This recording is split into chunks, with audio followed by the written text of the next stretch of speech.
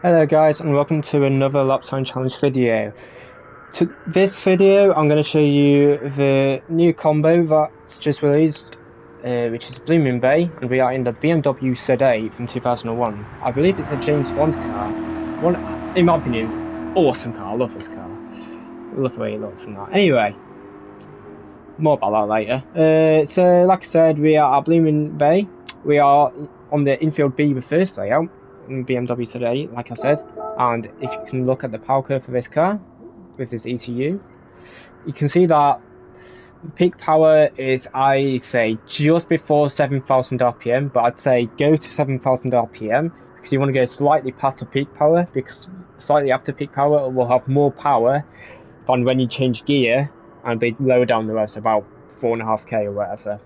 So I rev this to 7k, which is about end of the bar. I'll get more into that on the lap times I will show. As you can see, my lap here is a 55.669, current leader. Very good lap in my opinion. Not much time in it, if you ask me personally, but I reckon someone would probably get to a 0.4. So I reckon if you're under 57 seconds, easy gold. In my opinion, this is a very easy challenge anyway to get gold. So if you don't often get gold, I say go for it, push for it, because there's only 3 corners and there's quite a lot of straights in between. So the 3% threshold is a bit more lenient because you're spending most of the lap in a straight line, where you should be equal to the leader, or at least very similar anyway. So now I'm going to show you my fastest lap followed by the detailed lap after. Enjoy!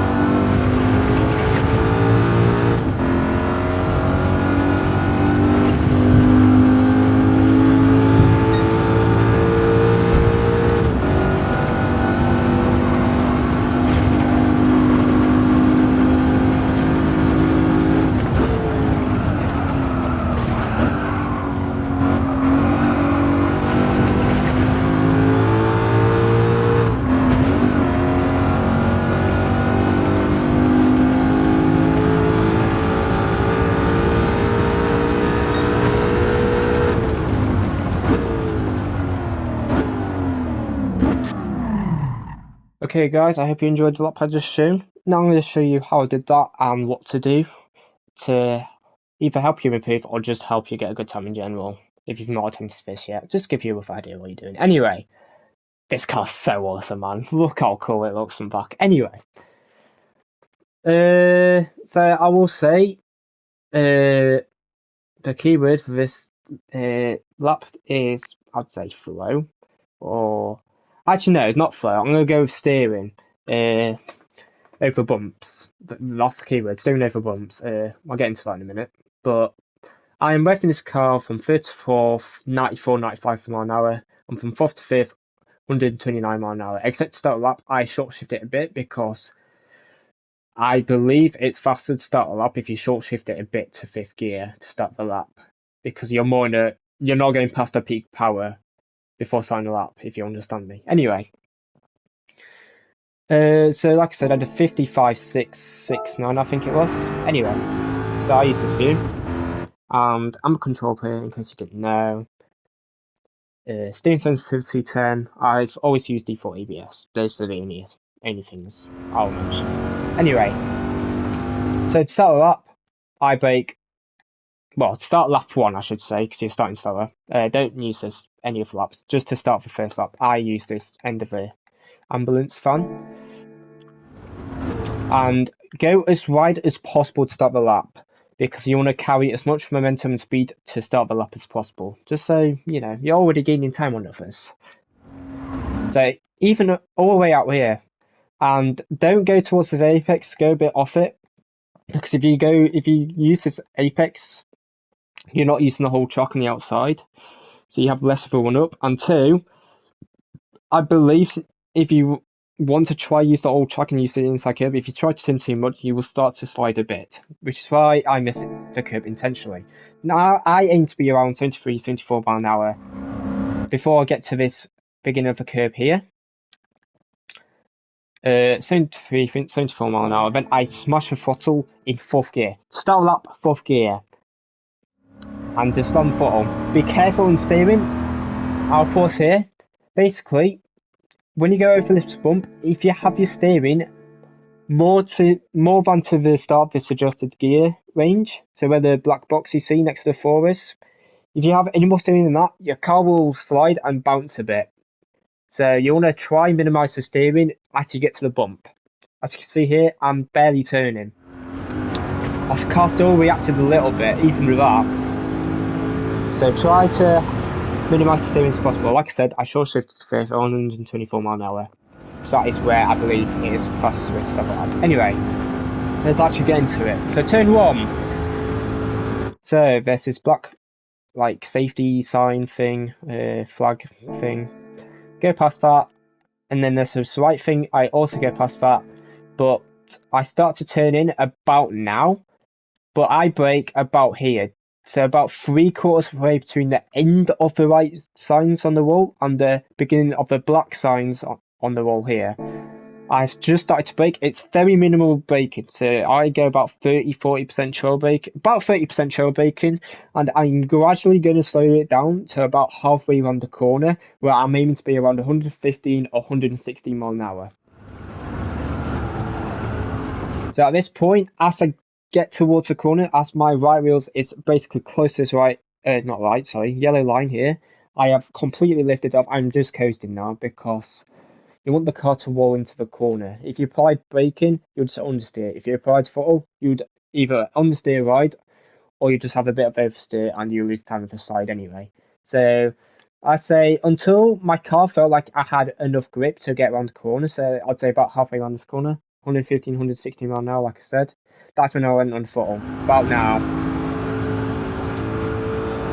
Next braking point, see this again, flag sign thing. I brake literally just after it, maybe like 2 meters after it, or whatever unit they use in America. I don't actually remember. Anyway, I brake a tiny bit after it, about a car length after it. Not even a car, yeah, about a car length after it. That is where I brake for this corner. Stay to the left as long as possible. I'm start turning it in when you see this here, this Bullet Express sign. That is when I start to turn in. Now, you may think I'm going to turn in too early and I'm going to hit this inside barrier. No, you want to be very close to it, and you want to turn in time that your left wheel is not on this white and blue part of the curb, because I felt as I touched that, I understeered a bit wide. You want to cut it as much as possible, because for some reason it doesn't give you a track limit. I think as long as you've got your left wheel touching the right curb or the right ashway or whatever it is, the extra part of the track after the curb, as long as your left wheel is on the right part of it, it will not invalidate your lap time for some reason. It should be, but it isn't. So exploit that, because you gain so much time cutting it if you do it right. So much time. So right here, you want to aim your car as close to barrier as possible, and you want to have it tiny bit slidey. You want to slide it a tiny bit in, just so you have it a better angle on the exit, so you can go on the throttle early and even carry a bit more speed on the apex. I was aiming to be about 70 miles an hour, 69, 70 miles an hour, whatever you feel comfortable around that range. Try to replicate what I'm doing, because you gain so much time if you do it right. You saw the exit curve.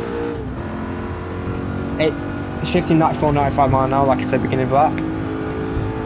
This is flat, easy flat. As you see, first sector I did 683. The best I did, I believe, was 6.6 something, so just less than 200ths in it. I was very happy with this first sector. 0.6s are very good in my opinion. So 100 board, turning about 2 car lengths after it. For the last corner, in my opinion, by far the hardest corner on this combination. My braking reference is right here, end of this black sign, the Toyota Gazoo Racing sign on the wall. I brake literally on the end of it. Now, I'm going to pause it here. I'm about to brake, so don't worry about my ABS lights not showing. I'm literally braking about here now. I aim to have my car about halfway between the left and right side as I go from this first bump here. Actually, no, I'm wrong. I have my car like inside the actual track limit, so like I have my left wheels inside this white line by the time I get to this bump here. Now, you want to minimize your steering as you get to that bit, because if you put too much steering in, your car will bounce, you have too much oversteer, and you'll lose so much time either trying to catch it or just trying to power through the side. It's not worth it. Just minimize the steering at this point here. Like here. So after this bit, you can, once you've controlled the car after this bit, you can turn in a bit more. As you see, I had to catch the slide a little bit. That's just going to happen. So don't worry about that. Just as long as you react quickly to it and catch the slide by turning quickly to the left to counter steer and turn back to the right very quickly, as quick as you can on control anyway. You'll be alright, you barely lose time doing that. Now, as you can see with my red dot, it is past the suggested gearbox. Turn as much as you want, but not too much that you'll oversteer on the exit. So I'd say about here, where I am now, it's a pretty good steering input. You want to balance the throttle about 50-60% here, just to gradually pick up the speed and have it still slide a little bit. Because I found if it slid a bit, you had a bit more grip and a better angle towards the exit anyway. Try using inside curve, but honestly, don't worry too much if you miss it a bit. As long as you carry speed and momentum, that is what is important here. I aim to be about 77-78 miles an hour here, and to end the lap, I am in third gear because I believe that's faster than going to fourth gear. Like I said, beginning of the lap, as I got to this bit, I just upshifted to fourth, and you'll see me turn left now,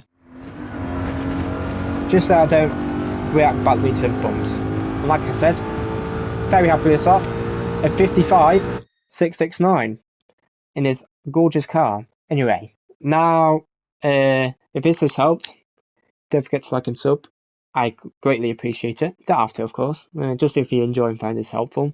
But if you do need more help, feel free to comment in the section comment section below.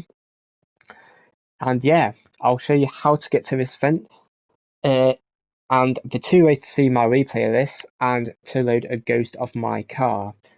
So see you there. Cheers.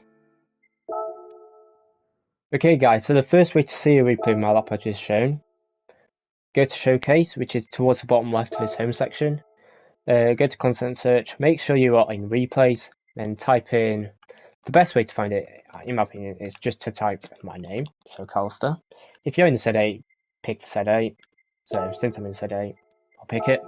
Content search, and it is this one here. It will say my lap time here at 55.669. Another way to see a replay, and to actually get to the event in the first place, it's sport mode in the top right of the home section.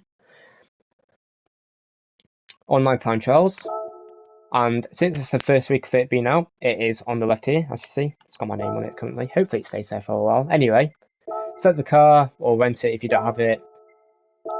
Go to, if you've got me on friends, go to friends. If you've got me on global, well, no, everyone's got me on global. Anyway, you'll see me on global, play a replay here, and to load a ghost and to enter, make sure you enter first. It's BMW Z8 from 2001. So either in used car dealership or in the dealership itself in BMW section, since it's from 2000 onwards. Go to ranking board, go to me, load my ghost, and you can mess around with the ghost settings right here. So you can make sure you have mine on and yours off, in my opinion, if you are willing to follow my ghost, because you don't want to get distracted from 2 ghosts. You can have it reset after each sector, which I believe has only 2 off. So you'll see my ghost jutter around after the first sector split, which is just after the left part of the back straight. That is the setting to have it reset after each sector, and you can have it start a certain amount of time ahead or inside, or yeah, either ahead or inside. So I hope this is helpful. Like I said, like and sub if you would like to. You don't have to, of course. Hope you enjoyed, and I hope you find this helpful. And I did say keywords were steering over bumps. I said it because you want to put very little steering over the bumps as possible to not have your car overreact to the bumps. So I hope you enjoyed. Good luck. If you need any more help and tips from me, feel free to ask in the comments. I will answer to the best of my ability. Anyway, more videos soon. See you next time. Cheers.